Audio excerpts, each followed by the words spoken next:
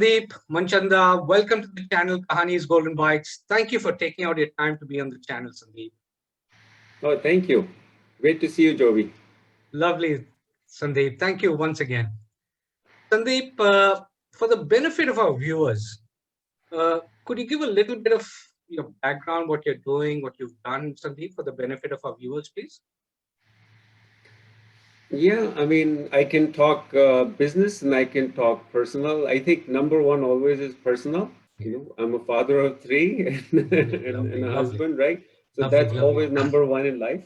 lovely, lovely. But beyond that, of course, I've had a 25 plus year career, so I don't think you want the whole history, but I'll give you a couple of highlights. uh, I mean, I grew up, of course, in India, and now more than half my life has been in the U.S. But my first job, surprisingly, was not in India. The first job was in the U.S. So I started here with IBM the first year, and then an economic research company that's part of Marsh & McLennan. I was there for 10 years. I was CIO there. I started their data analytics function. So that was in the 90s, which is now what we do on steroids today. Then I was CIO at Marsh & McLennan for 5 years. And then I actually took a stint, which not everyone does. I took a couple of years off of the corporate world to try do something on my own. And my idea was it needs to be a business that I create and also something that makes a difference. And so I was following the trend of the aging population. So I created a couple of business models. I call them not seniors, but I call them the experienced workers. And that was my term for people over 65. And so I could say they could be fantastic mentors. They could be financial advisors without an agenda of making money. They would actually help people. So I created these models, and actually, eventually I gave that model over to one of my friends, and I went back to corporate world. I spent about 5 years at Zurich. I was essentially their chief data officer. And then somehow after, I think every 5 years, something comes up and says, no, I need to do something more exciting. So I had this opportunity that I saw as changing the world a little bit, so it was very attractive. It was a technology to non-surgically neuter dogs. Not my field, not my area, but I saw there was a problem of 600 million dogs on the streets, and something needed to be done about it. And this technology could be the answer, because normally it takes surgical castration and everything. So I immersed myself in that for 4 years. I actually got the drug through FDA, launched it. It was also funny times, talking to veterinarians and getting to know the industry, going to the veterinarian shows, completely different world. Eventually, it was going to we were going to have an exit, but we needed 1 more year of track record there, and somehow our cash flow fell through. And so financially, it was not a success, but I'd say in terms of my personal development and running that company and taking that through, it was fantastic. And from there, I'd say if you mix them all up, right? My experience in the first 10 years, you take the corporate experience of really doing larger transformation at Zurich. You take the startup, real speed and energy.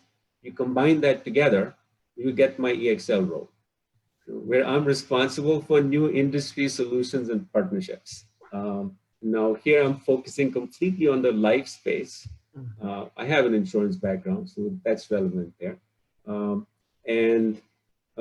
It's about how quickly we can move, how we can innovate, and any solution needs a foundation of analytics and technology out there. Both of those I bring. So combine my startup experience, combine my data and analytics and technology experience, and some large and small company experience, you put myself squarely at my role. So I'm having fun here for the last 5 years. Wow, Sandeep, absolutely rich, absolutely very, very interesting. So Sandeep, you went to the best institutes in the country and across the world, okay? IIT and NYU. Sandeep, were you always the brain? Because this is top of the class, and before, I let you answer, I'm just reminded of a small incident way back. After our, 12th standard board exam here, uh, we were in the same class at that time. And uh, that year, the maths paper was tough, and it had also leaked. You've forgotten probably. So national dailies across the country were talking about how could you have such a tough paper, and it also leaked. So it can't. It has to be redone, etc.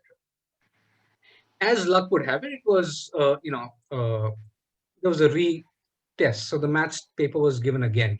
Now there was a gap after the last test and this retest of about 3 weeks. 3 weeks is a long time for one paper. So, I decided to go to watch a movie at Chanakya in those days. And who do I bump into? I bumped into you. And not surprisingly, and you may have been going there every day for all I know. So, I remember, bringing up this conversation, say, wow, Sandeep, isn't it great that they're doing a retest? And I remember your answer kind of confused me. So I repeated myself, and you said, no, Joby, what? So I said, it's a retest, right? We can do better. It was a tough paper, and thank God it got leaked. Those are the times of, papers getting leaked. But you said, Joby, I can't do better. And I was again confused. I said, why? He said, I maxed it. I was maxing it. So where, a paper where the country is finding, tough to the core, it's out of syllabus, etc. So you had maxed it. You had maxed it. And, I don't know how you did in the retest. We never met after that, but I'm guessing you would have maxed it either, once again, because it was just a simple test or a simpler test. So, No, no, that's a very, very clear memory for me too, Jovi. Absolutely. The first one I had done that paper over twice, and I had still finished it, maybe an hour before the time, and I was so disappointed. And the second one was so easy, but I was still in that 12th grade. I was the only one in our school who got 100 on that test, even on the retest. wow. But there were 32 people in the country who got 100, so I wasn't the only one. So, Sandeep, 32 people there, you maxed the first paper, you maxed also. So, Sandeep, this paints a picture in my head. Stereotyping is that you were obviously, top of the brain, top class when it comes to academics, etc. But having said that, before I get into that, is that did you ever take part in any other thing, or were you always academics, Sandeep? And nothing wrong with that, please.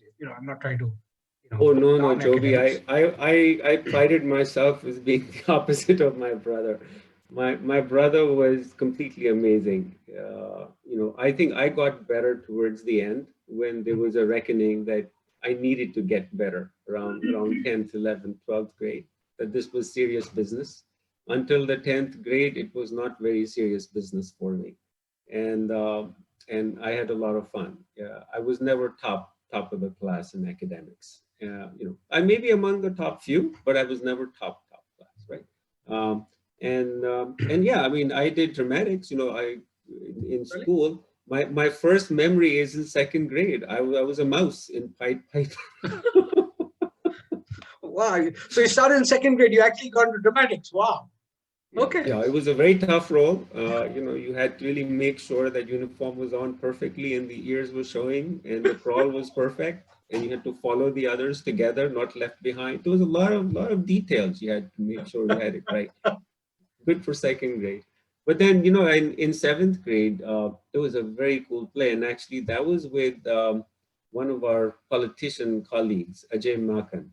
Okay. So he was a Munshiji, and I was a girl in that, and that was a fun Hindi play, Heere Ke Jhumke, Oh, and okay. then so You remember the I name? acted in. Oh yeah, yeah, and I acted on a couple of other plays in school, and then even in college after that, went on to act, and then also directed a play. So it was a lot of fun. So it was just not academics. Here I was trying to paint you as being the academic who did nothing else but, crack those crazy formulas and, theorems, etc. But so you were into dramatics, theater in school, and Yes. and what struck me was as a girl, because those were the days it wasn't co-ed at that point in time, so the boys had to, Correct. and you better not have Exactly. whiskers in those days. So, so Sandeep, and you carried on with theater even in college. That's at IIT, and it was Yeah. IIT Delhi, was it? Was Yeah, it? I did Okay, that. IIT Delhi. So Sandeep, now let me then fast forward into the world that once again trying to stereotype here. Your IIT, your NYU, America, known as the most capitalist country in the world. You're in New York City. It can't get more capitalist than that. Did you have any time at all to do anything else besides work, Sandeep? I mean, work must have just consumed you. Oh, no, no, no, no, no, no. See, that's the reason why, right? If you were living next to me, you wouldn't say that. The first thing was when I came here, just in my IBM job, it was such a contrast from India that the ability to afford a lot more, right? You have better income, you have more disposable income, and you can do almost anything here. So one of the first things I got into, I got into skiing, I got into scuba diving, I got into skydiving, and those were some of my first hobbies. This is, oh, I am free, I can do anything. So I wanted to do the riskiest stuff around because in the US, with the laws that there are, and there's a big penalty for if you're not doing things safely. So you can take the unsafe things and you can actually make them more palatable over here. Now, if you go to some of the other countries, it depends on the country, right? But the institutions are pretty strong here, keeping businesses honest. So, I mean, in fact, I'd say if you talk skydiving as an example, after I got together with my wife, she was my fiancée at that time. She said, "You know what, your skydiving hobby, I don't like it. I'm glad you enjoy it, but my condition for you is," because she was reading the Parachutist magazine that I still get, and it said that if you have an automated activation device, it's called the AAD. If you have that, your probability of fatality is 50% lower.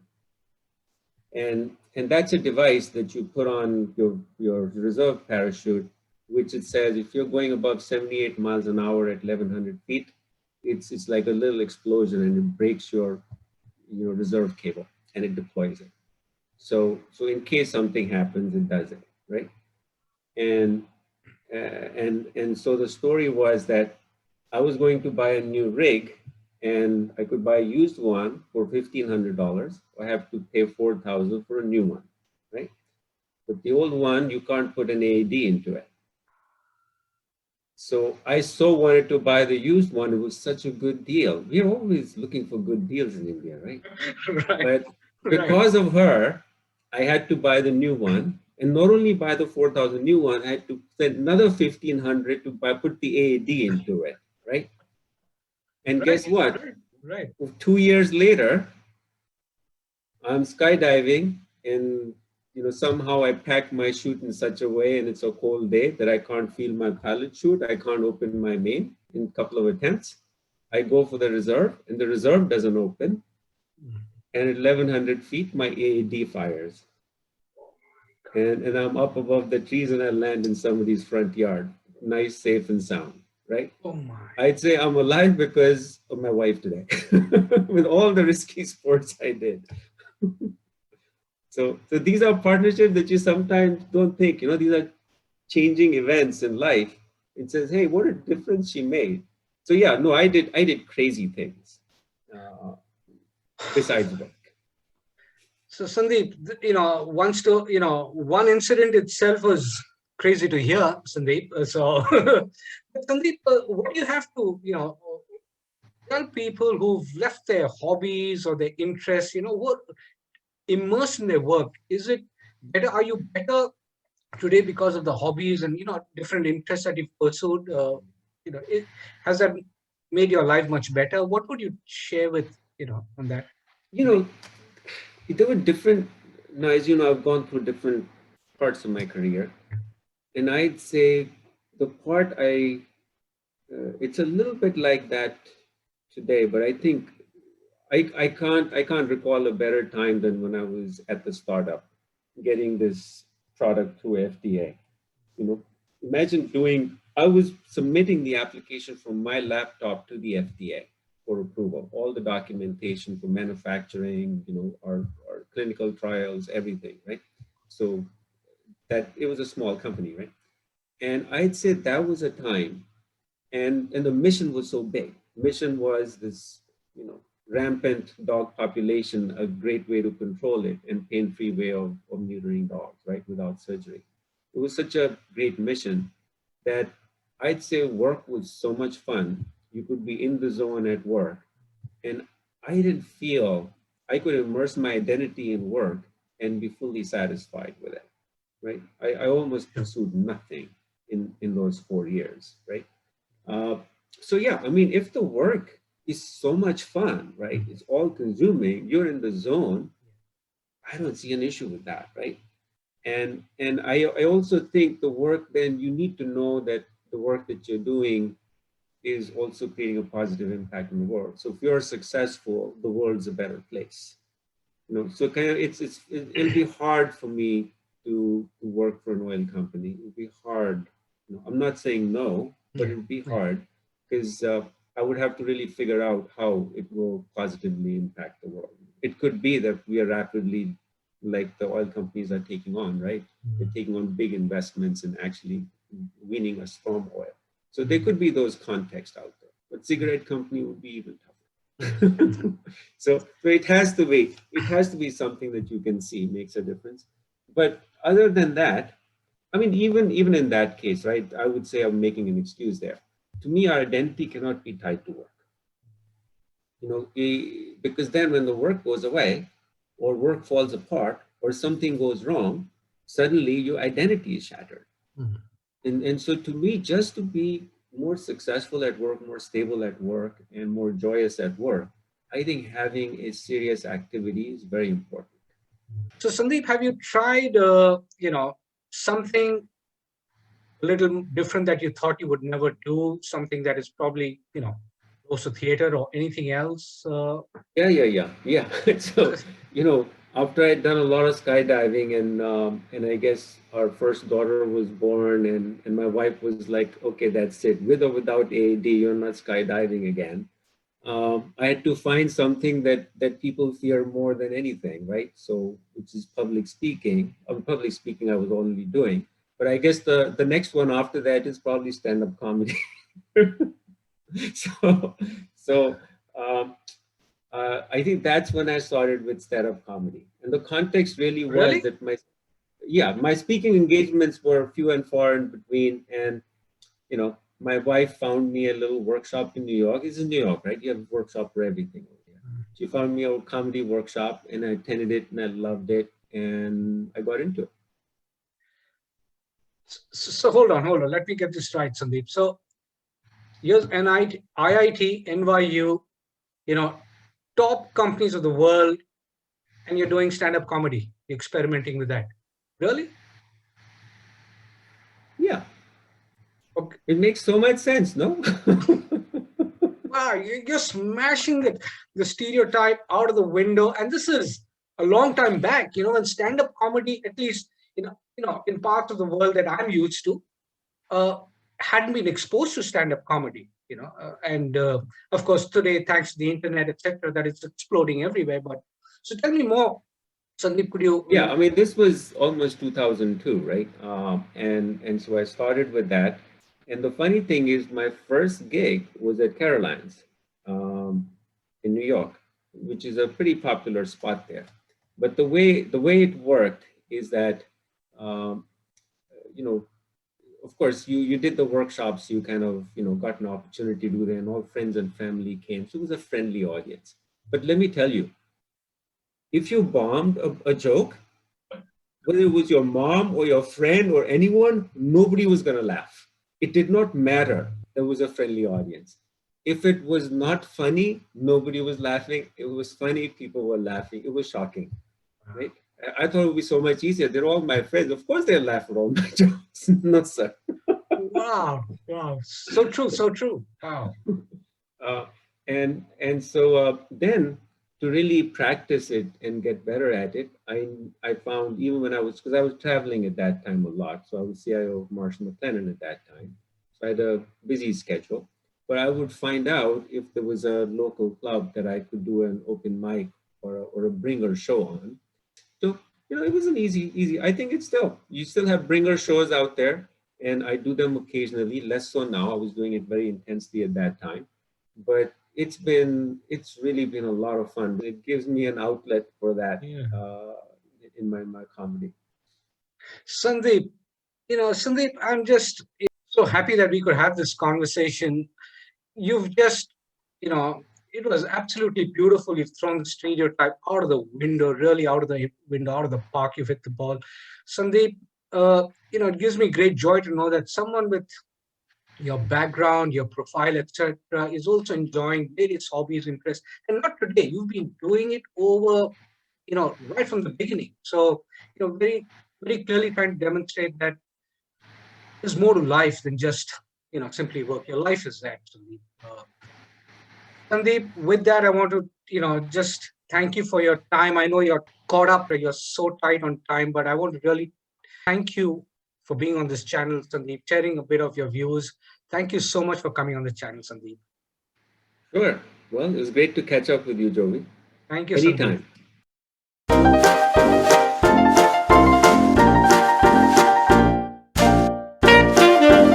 Anytime.